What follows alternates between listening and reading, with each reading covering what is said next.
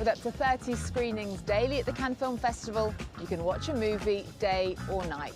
There are even red carpet premieres at midnight if you're hardcore enough to stay up for them. One film showing at the witching hour is the Brazilian director Joe Penna's debut film Arctic. The survival drama stars the Danish actor Mads Mikkelsen.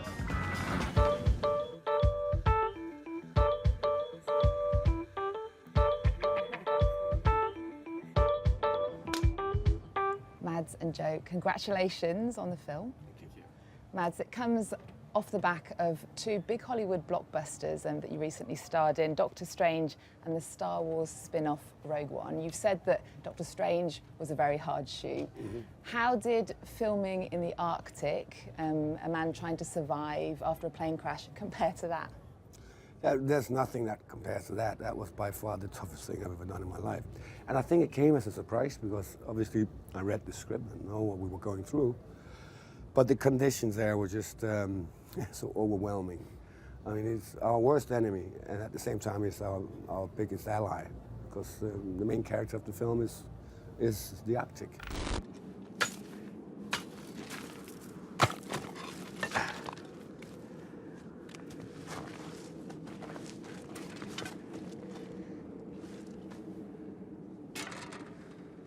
Joe, this is your first feature film. That's it. Why did you choose such a hard shoot? I didn't choose it. It's what the script needed. You know, there's no place on Earth that is more desolate than the Arctic. There's no place that's more a harsher environment to survive than that. So it's to tell a story of resilience, of altruism, despite all of the things that he had to go through. It had to be in the Arctic. Has there ever been a time in either of your lives where your survival instincts have been tested? On the film? Well, I mean, obviously, we're not in that situation. We can go home to a kind of hotel or a roof, right? Sure. But it was so draining. I mean, I lost half of my body weight shooting the film, and I didn't even have a shower scene to show it off, right? So, what are the best survival films that you've seen? Oh, All Is Lost is incredible. The Revenant, we took some ideas from both of those. You know, we watched A Man Escaped. That's not quite survival film, but you know, a similar aesthetic kind of minimalistic approach to it. Gravity is wonderful for multiple different reasons. Yeah. I'll go down a different path, and I'll say Taxi Driver. Oh, there you go. Merely because obviously it is one-to-one surviving here, but the story is told about people here. There's an enormous difference between surviving and being alive. And then you can find people right in the city who's going through the exact same story. And I think Taxi Driver is a good example of a survivor in an environment that he doesn't belong to. During the shoot, how much was global warming on your minds? We were losing snow really quick. Yeah, well, but he came back really quick as well. So, I mean, it was not really a topic in the film. I mean, we were just trying to get the shot in the can, right? We shot it in 19 days. 19 days. Supposedly 25, but we lost some days and we just have to pack the other ones. But in many ways, the film is also telling a story about how little importance we are to nature, but how great importance nature is to us, right?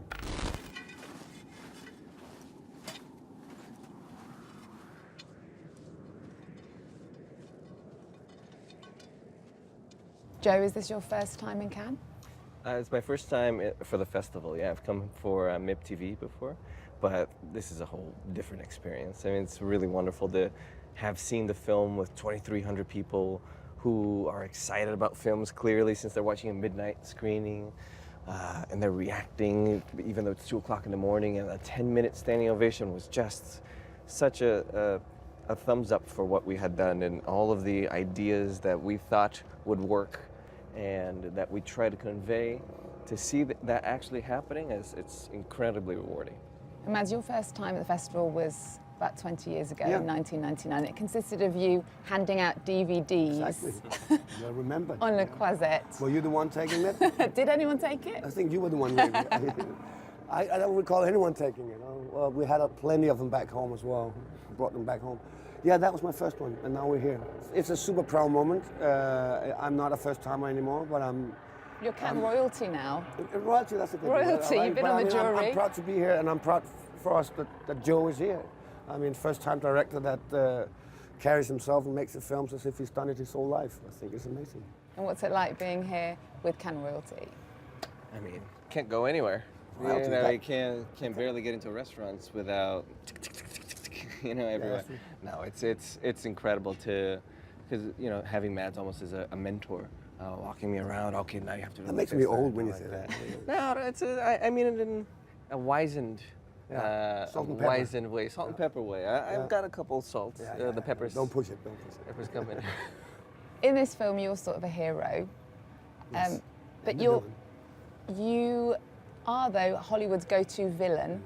And when it comes to films like Casino Royale, where you played Le Chiffre, also the series Hannibal person. Lecter, Another misunderstood person. and the villain in Doctor Strange. Right.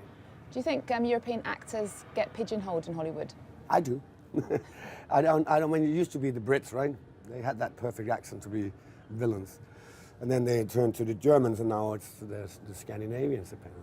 Yeah, I don't mind it. I find it interesting, and I find it interesting to do if you can throw everything into a part that he's a hero and a villain, like in Arctic. I mean, he is a hero, but he also abandons her. He becomes the executioner. He becomes the villain, right? I think that a good story and a good character is written like that when you have everything in one character. And you were in the Star Wars spin-off Rogue One. And I was not a villain. And you were not a villain. The next one, Solo, a Star Wars story, is showing here at the festival. You're going to get a chance to see it. I hope so. I'll have you as my +1. I got it. I'm going to watch it. Is there another franchise you'd like to be in? You've done James Bond, you've done Star Wars. I never thought about doing franchises. I mean, I've done some flying kung fu in Doctor Strange now. Maybe it's time to do a zombie film. I think it is. And Joe, you have more than 2.7 million subscribers on a YouTube channel that's called Mystery Guitar Man, where you sing and play the guitar. Sure. And Mads, you're actually a professional dancer.